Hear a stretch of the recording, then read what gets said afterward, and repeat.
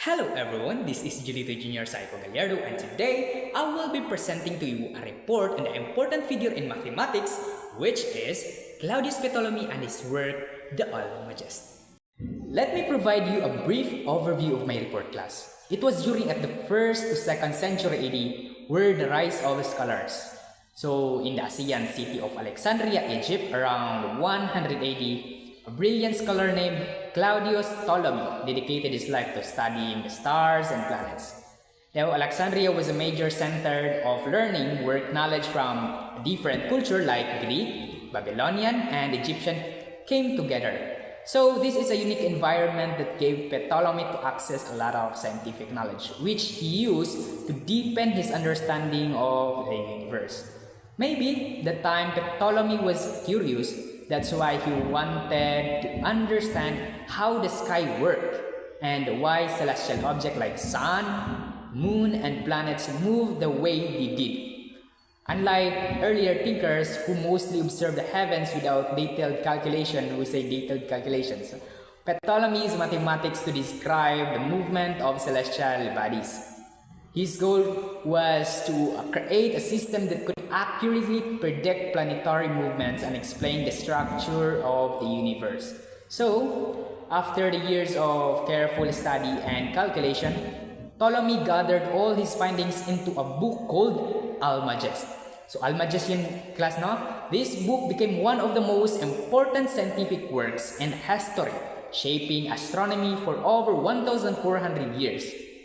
So through his work, Ptolemy built upon the knowledge of past civilization and laid the foundation of future astronomers and mathematicians.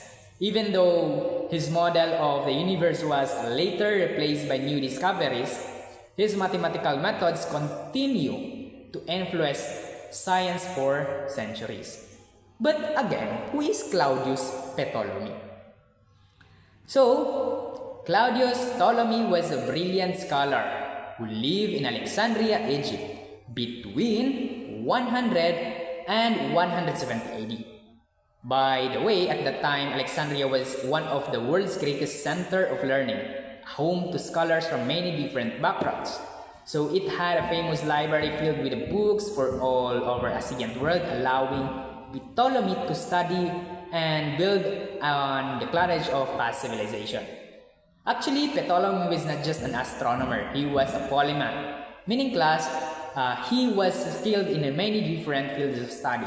He made important contribution to like astronomy, where he developed a detailed model of the universe, explaining how planets and stars move.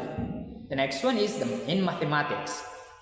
He used advanced math such as geometry and trigonometry to study the sky. And then, the geometry. He created maps and introduced a system of latitude and longitude which we still use today. Diba? Ang galing.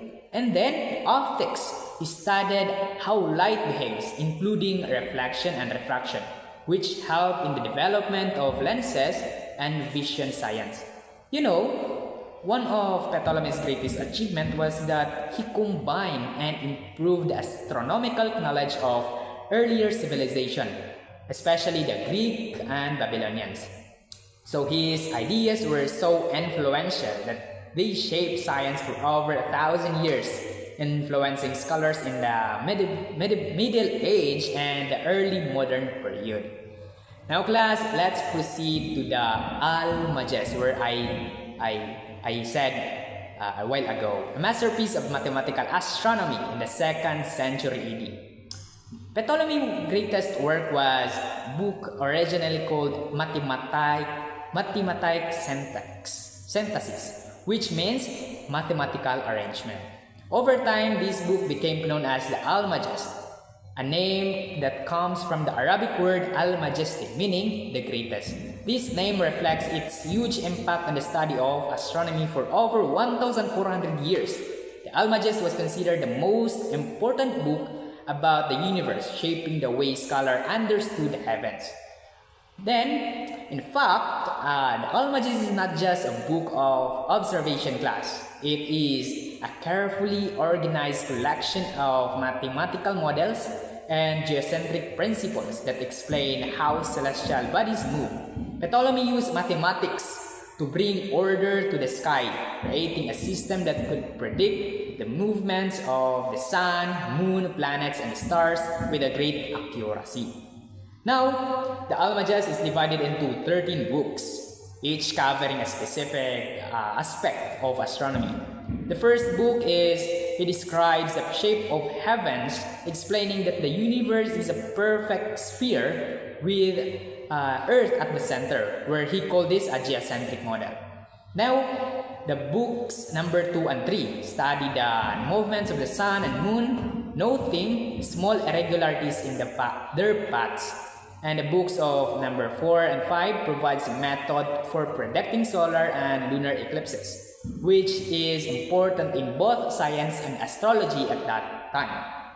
And the book number 6 and up to 9 analyze the motion of the 5 planets known in the ancient times, like Mercury, Venus, Mars, Jupiter, and Saturn, not Earth. These planets sometimes appear to move backward, retrograde motion, and the Ptolemy's model explained why. Then at the book number 10 to 13 contain a detailed star catalog, mapping the night sky with astonishing accuracy for his time. His work remained the standard for astronomy for over 1,000 years, influencing scholars from different culture and civilization. Even though later discoveries prove that Earth is not at the center of the universe, Almagest remains a historic achievement in science and mathematics. Okay, now let's move on to the mathematical contribution in the Almagest. So class, Ptolemy was built on solid mathematical foundations, including spherical geometry. Spherical geometry is a type of geometry used to describe objects on the surface of the sphere. Ptolemy used this explanation how stars and planets move in the sky. He imagined the heavens as a giant sphere that revolves around the earth to describe revolves around the earth to describe the position of the stars and planets. He used the great circle and the large circle that can be drawn in the sphere, like the equator on the earth. This circle helped him measure the distance and movement of celestial bodies in a way that made sense mathematically. So by using spherical geometry, Ptolemy was able to map out the position of the stars and predict their motion across the sky with impressive accuracy for his time. Then, the next one is trigonometry. Ptolemy's work also played a key role in the development of trigonometry, a branch of mathematics that deals with the relationship between the angles and the sides of a triangle, where we studied today. Ptolemy created what is known as a table of chords, a table that allowed astronomers to calculate angles and distance in the skies without using more complicated tools we have today. The table, of course, was based on the idea of a circle, and it was a precursor to what we now call sine and cosine functions. Although these functions were not fully understood until much later, Ptolemy's table helped future astronomers to measure the heavens and make predictions about planetary movements. And then the number 3 is the geometric models. He introduced epicycles and difference and eccentrics. One of the most important mathematical contribution that Ptolemy made was the geometric models he created to explain the motion of the planets. Ancient astronomers had noticed that planets did not always move in the simple, smooth paths. Sometimes they appeared to move backward or stop moving altogether, a phenomenon known as retrograde motion. So, to explain this strange behavior, Ptolemy introduced several geometric models, which is the epicycles. These are small circles that planets move along, were also moving along larger circles called the difference. This allows him to accurately describe the apparent backward motion of the planets. Now the difference, these were the large circles centered around Earth. Planets move in these circles, and by combining difference with epicycles, Ptolemy could explain the complex motion of the planets. Now the eccentrics. Eccentrics. These were circles where the center of slightly offset from Earth, helping to explain variance in the planet's brightness and speed. So by combining these geometric models, Ptolemy could make remarkably accurate predictions about the position of the planets, even though his model was based on the Earth being at the center of the universe. And then number 4 is Ptolemy's theorem. Another significant mathematical contribution was Ptolemy's theorem, which applies to cyclic quadrilaterals, four-sided shape whose corners all lie on the circumference of a circle. The theorem states that for any cyclic quadrilateral, the product of the lengths of the two diagonals is equal to the sum of the products of the pairs of the opposite sides. So this formula was important for calculating distance and angles, especially in astronomy. Now the Ptolemy's theorem was a key part of the trigonometric calculations and helped him make precise measurements in the sky. It was a foundational concept in geometry and contributed to the development of trigonometry in later centuries. Okay, it looks like a very complex class. Now let me explain to you the geocentric model, a universe with the Earth at the center. For many centuries, astronomers tried to understand the fundamental questions. What is at the center of the universe? ASEAN thinkers had different ideas, but the one that gained the most support was the geocentric model, a view that placed Earth at the center of everything. This idea was championed by Claudius Ptolemy, who followed the teaching of Aristotle, a famous Greek philosopher. In this model, Ptolemy suggested that Earth was motionless while the sun, moon, planets, and stars all revolved around it.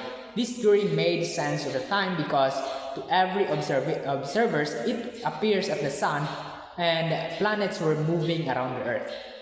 However, there was a problem. The movement of the planets did not always make sense. From the Earth, planets did not travel in simple, smooth paths. Occasionally, they seemed to stop moving and even revise direction. The puzzling behavior was known as retrograde motion. It made it difficult to explain how planets move in the sky using simple circular orbits. Ptolemy's mathematical solution is the difference in the epicycles.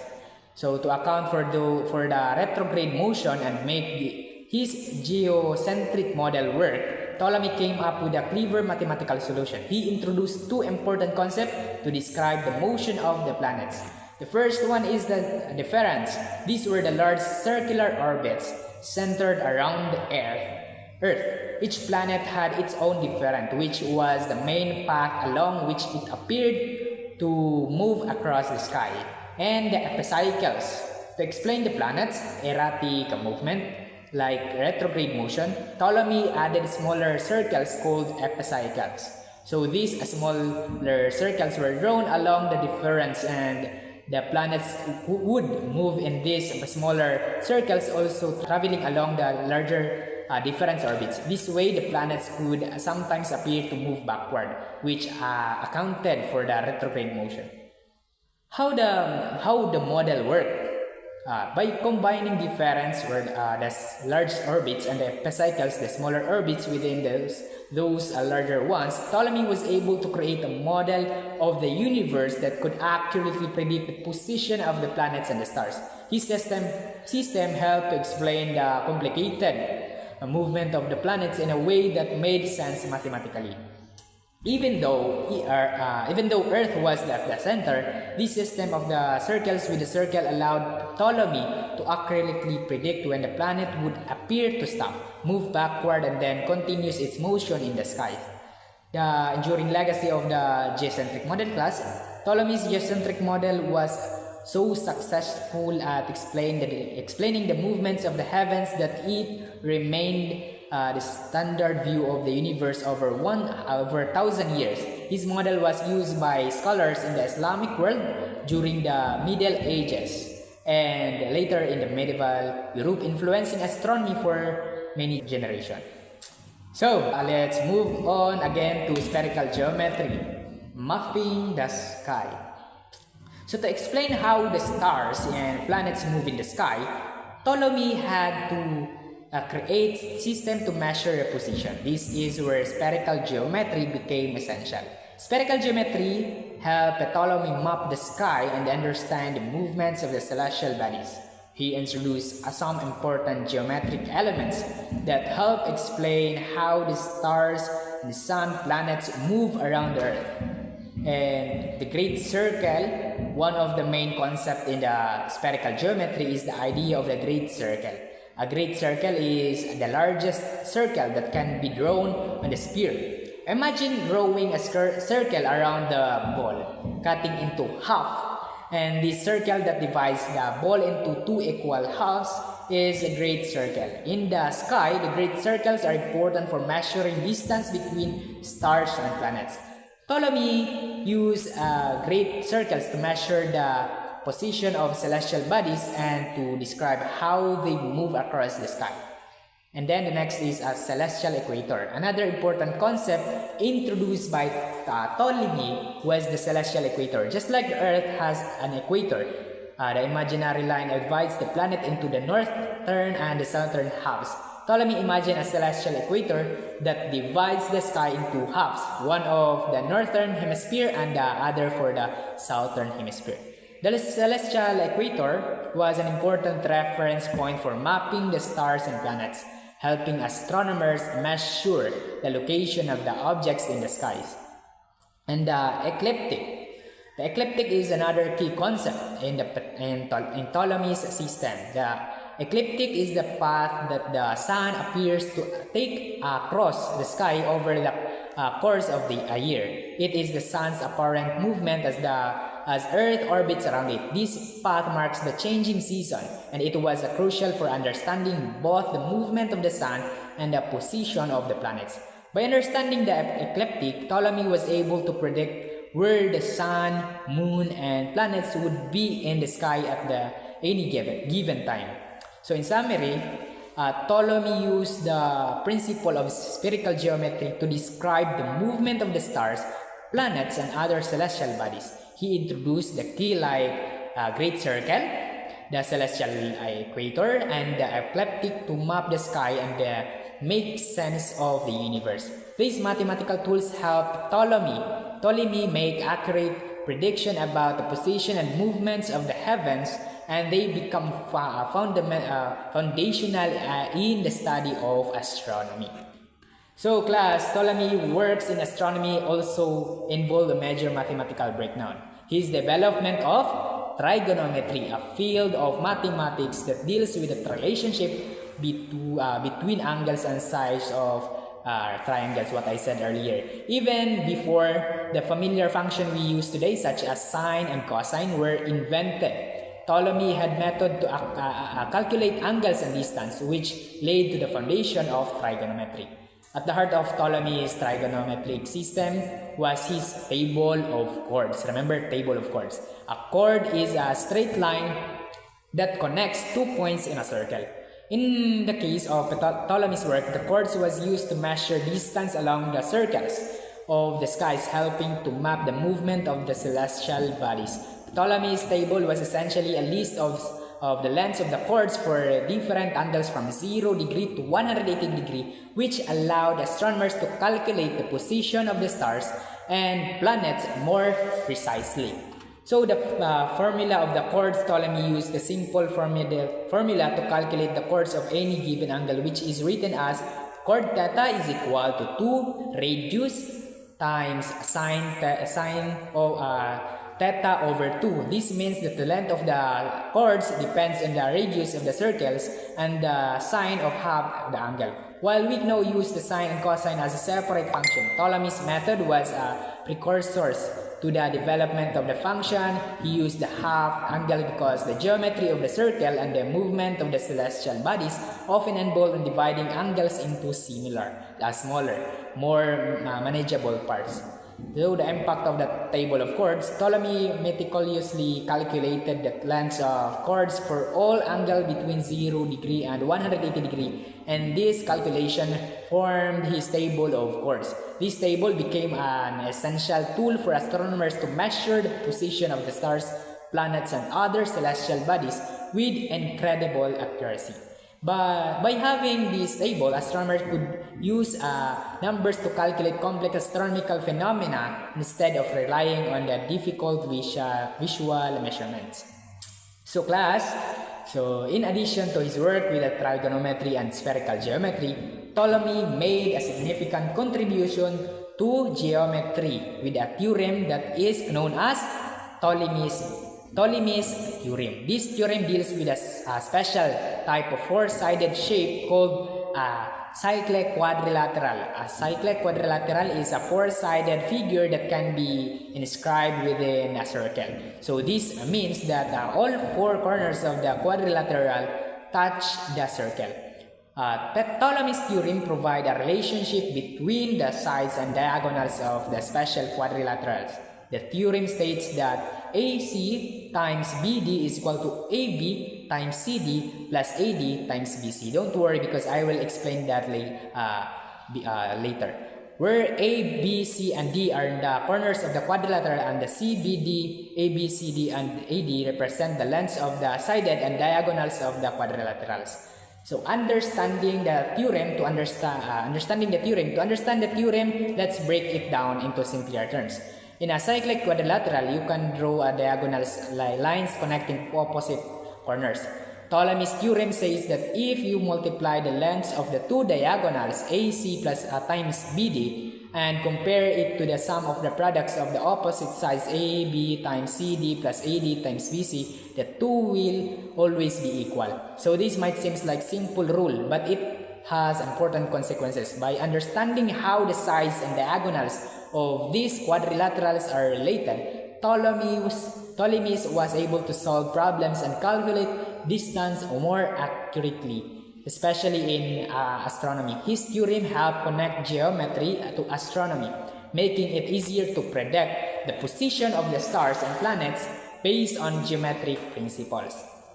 So the rule of the Ptolemy's theorem in trigonometry and geometry, while Ptolemy's theorem is important in its own right as a geometric result, it also played a crucial role in the development of both trigonometry and geometry. So by understanding the relationship between the sides and the diagonals of cyclic quadrilaterals, mathematicians and astronomers were able to improve their ability to make precise calculations of angles and distance, skills that were essential for astronomy. In trigonometry class, the theorem reinforced the idea of using simple geometric shapes to solve complex problems. It has also helped in the development of more advanced trigonometric formulas and techniques that would come later. In geometry, Ptolemy's theorem helped advance the understanding of cyclic quadrilaterals and continued to the study of circles and the relationship between their parts. These geometric principles were important for understanding the motion of the stars and planets, which was crucial for the work Ptolemy was doing. So as the Ptolemy worked the map movement of the planets, he encountered a significant challenge. Planets do not move at a constant speed. Sometimes a planet would appear to slow down, stop, and even move backward in the sky before resuming its usual motion. This puzzling behavior is called retrograde motion, what I said earlier. Ptolemy knew that this behavior could not be explained by the simple circular orbits that had been proposed before. To better explain this strange motion, he made two important improvements to his model of the solar system: epicycles and eccentric circles. Epicycles is a small circle within a large orbit. The first referent that Ptolemy introduced was the concept of epicycles. And epicycles is small circles a planet would travel along while itself move along the larger orbits. Imagine the planet moving along the large orbit. but instead of allowing the smooth, perfect path, it would also move along a smaller circles attached to the larger orbits. So the combination of the two motions, one of the larger orbits and one from the smaller circle, explain why planets appeared to move in loops and sometimes revise direction in the sky. This clever addition allowed Ptolemy to mathematically represent retrograde motion, where a planet seems to go backward before continuing its usual forward path. By adding epicycles to the model, Ptolemy could predict the apparent back and forth motion of the planets more accurately. He believed that the planet's move could be explained by combination of these small circles, epicycles, moving along the larger main orbits, eccentric circles of centered orbits. While epicycles helped explain the retrograde motion, Ptolemy also introduced the idea of eccentric circles to address other issues he observed. In his geocentric model, Earth was at the center of the universe and the planets move around it in a circle orbits. However, Ptolemy noticed that planets did not always appear at the same brightness, and sometimes they move at a different speed. This observation led him to propose eccentric circles. An eccentric circle class is a circle where the center is slightly offset from the Earth. Rather than having Earth at the exact center, by shifting the center of the planet's orbit, Ptolemy could account for the variation in the planet's speed and brightness as it traveled through the sky. Planets would appear brighter when closer to Earth and dimmer when farther away, and the eccentric circles help explain these changes in the planet's appearance. Now, the impact of epicycles and eccentrics. So, these two are refinements. Epicycles and eccentric circles allowed Ptolemy to make remarkably accurate predictions about movements of the planets. By combining both ideas, he was able to explain the complex, erratic motions of the planets in a way that fit the observed patterns. So Ptolemy's model, while eventually replaced by later theories like the heliocentric models of Copernicus and the ecliptic orbits of Kepler, was the standard way of understanding planetary motion for over 1,000 years. His system worked well enough to guide astronomers and scholars for many generations. So the use of epicycles and eccentrics allowed for accurate calculation, which helped in many practical applications, including navigation and calendar making. Now, let's proceed to the next slide. As the centuries passed, Ptolemy's work continued to influence the world in a significant ways. Even after his geocentric model had been challenged, his Almagest, with a detailed explanation of the motion of the celestial bodies, was translated and expanded upon by scholars in different regions and culture. So this period, known as the Islamic Golden Age and the later medieval Renaissance in Europe, saw a revival and refinement of Ptolemy's idea. So Islamic Golden Age, expanding Ptolemy's ideas. During the Islamic Golden Age, roughly from the 8th to 14th century, scholars in the Middle East took Ptolemy's work and built upon it. Arabic translations of Almagest spread through the Islamic world, and scholars were able to examine and further development Ptolemy's theories. Two major figures who helped improve the expand on Ptolemy's work were the Al-Bantani and Al-Tusi. So Al-Tusi couple a new approach to epicycle. One of the major contributions came from the Persian astronomers Al-Tusi. He created a mathematical concept called the Al-Tusi couple. This innovation offered a more elegant and simplified way of explaining the complex motion of planets. Instead of using epicycles to describe planetary motion, which involves smaller circles within large ones, Al-Tusi used a straight line to represent the motion. His approach was more efficient and ultimately helped later astronomers refine models of planetary orbits. Al-Tusi's work was significant because it laid the groundwork for understanding elliptical orbits, which would later be key to the theories of Johannes Kepler. And then number 2 is Albatenis. Improved trigonometric tables are another key scholar. Albatani focused on improving the trigonometric tables that Ptolemy had developed in the Almagest. These tables were used to calculate the angles and distance of celestial bodies, where Albatenis improved the tables were much more precise and allowed astronomers to make even more accurate prediction of the movements of planets and stars. His work helped astronomers in both the Islamic world and Europe in their studies of astronomy and navigation. So the medieval Europe, the revival of Ptolemy's astronomy. As the Islamic Golden Age came to end, the influence of the Arabic translations of Ptolemy's Almagest spread into Europe. This was especially important during the Middle Ages, when much of as ancient Greek and Roman knowledge had been lost to the West but was preserved in the Islamic world. In the 12th and 20th centuries, scholars in medieval Europe started translating Arabic texts back into Latin, which opened the door of the European scholars to access Ptolemy's work. The Almagest became a crucial textbook for scholars during the Renaissance in Europe. Scholars such as Thomas Aquinas and Dante Alighieri were influenced by Ptolemy's model and incorporated his ideas into their works. They believed in the correctness of the geocentric model and used Ptolemy's calculation in theology and philosophy. Now, the Ptolemy's legacy, a foundation for medieval science. By the 14th century, the Almagest was not just a book, it was a foundation of medieval science. The combination of Ptolemy's mathematical methods, his geocentric model, and the refinements added by scholars like Al-Tusi and Al-Batini allowed astronomy to strive for centuries. These ideas shape how people understand the universe during the Middle Ages and guided further developments in the astronomy, mathematics, and navigations.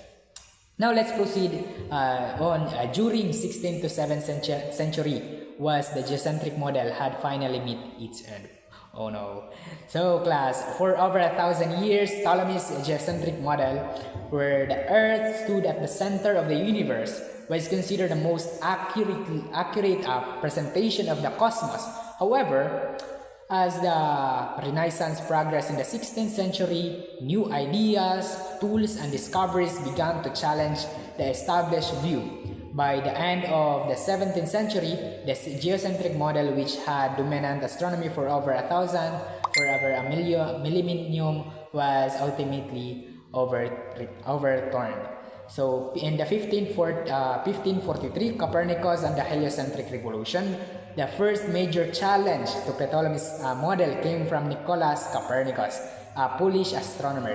In his landmark work, De Revolutionibus or Obrominibus Coliseum, on the revolution of the heavenly spheres, published in the 1543, Copernicus proposed a revolutionary idea, the heliocentric model, where the sun, not Earth at the center of the universe. According to his model, the Earth and the other planets revolve around the sun. This was the radical departure from the geocentric system, where everything was believed to orbit Earth. Although Copernicus' theory did not immediately replace the Ptolemaic model, it sets the stage for a series of thoughts that would reshape our understanding of the cosmos.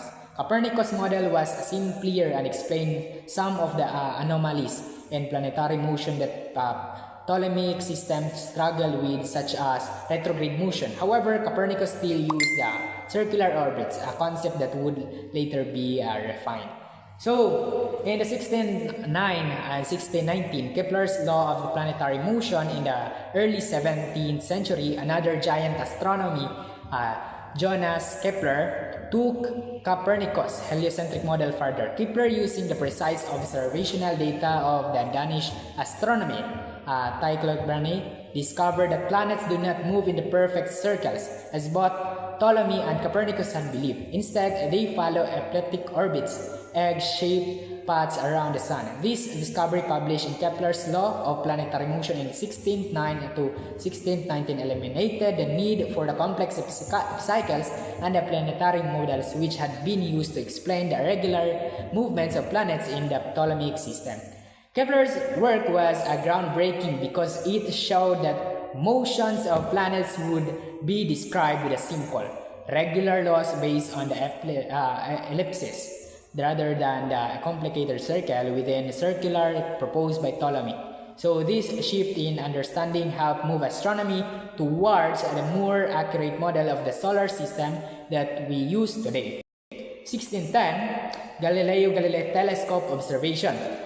So this is another key moments in the downfall of the geocentric model came in the 1610 rather, when Galileo Galilei turned a newly invented telescope to the skies. Galileo observation provided a strong evidence that contradicted to the Ptolemaic system.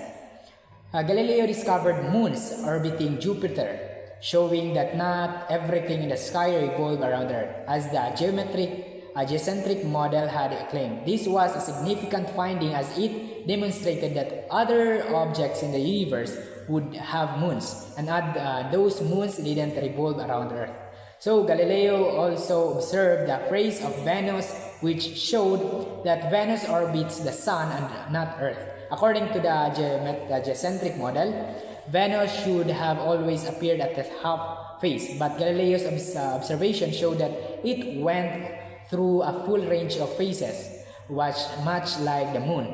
This was a strong evidence in the support of the heliocentric model, where Venus orbits the Sun. So these discoveries were crucial in discrediting the geocentric model. If not all celestial objects orbit the Earth, it became increasingly difficult to define the ideas that Earth was at the center of the universe. The end of the geocentric model, with Copernicus' heliocentric theory, Kepler's elliptical orbits, and Galileo telescope discoveries, the geocentric model was no longer able to explain the observations of the time. The heliocentric model, which had initially faced resistance, gradually gained acceptance as the new, more accurate way to describe the solar system. By the mid-17th century, astronomers had abandoned the belief that Earth was the center of the universe. The geocentric model had finally met its end, and the heliocentric model laid the foundation for the future of astronomy. The scientific revolution, fueled by the discoveries, would continue to progress, leading to even greater advancement in our understanding of the cosmos. And last, the legacy written in the stars. We say legacy written in the stars. So although modern science has moved beyond Ptolemy's view of the universe, with Earth no longer at the center of all things, his influence remains deeply embedded in the foundation of mathematics, astronomy, and science as a whole.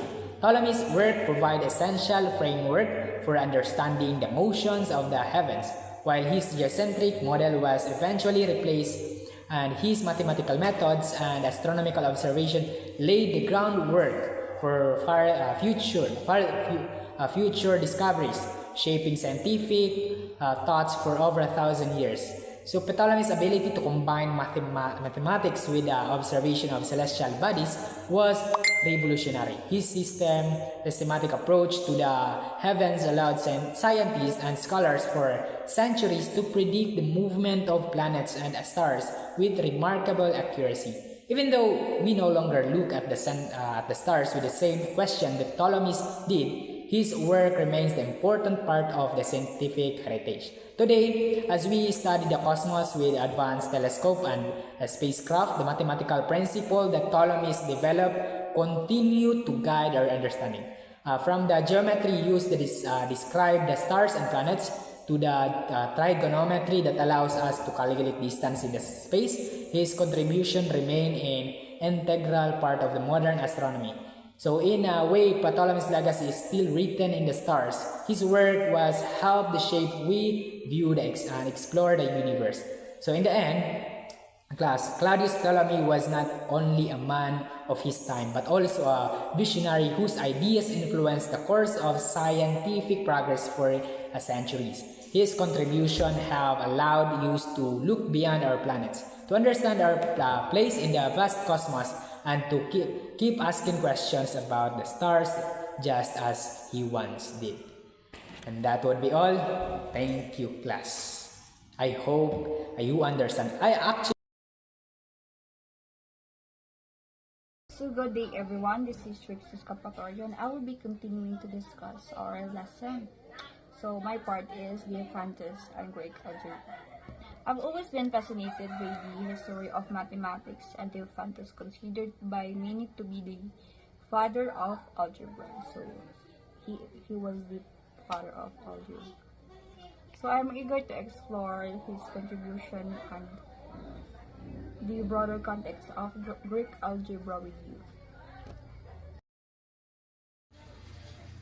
Diophantus of Alexandria was a Greek mathematician who is known as the father of algebra.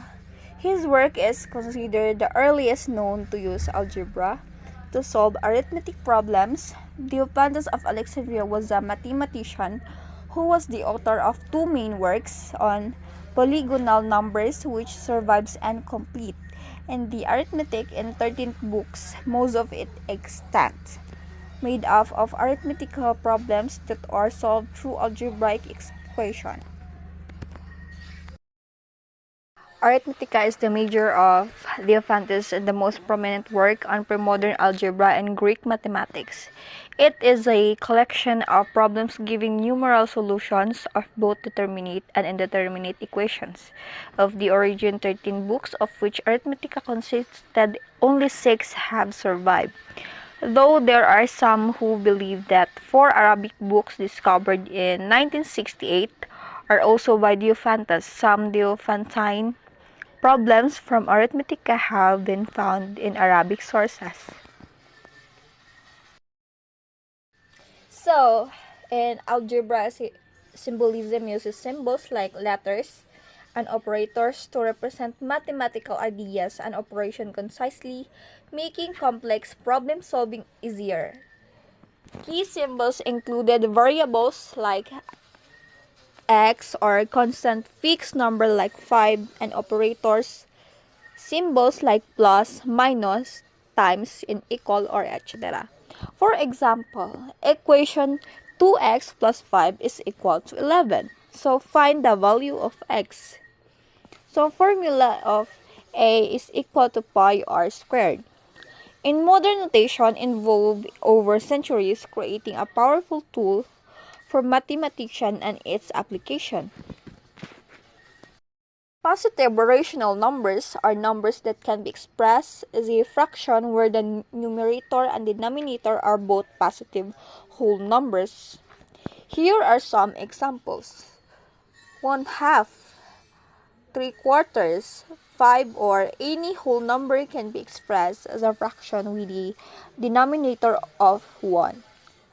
A common approximate of pi, 100/3.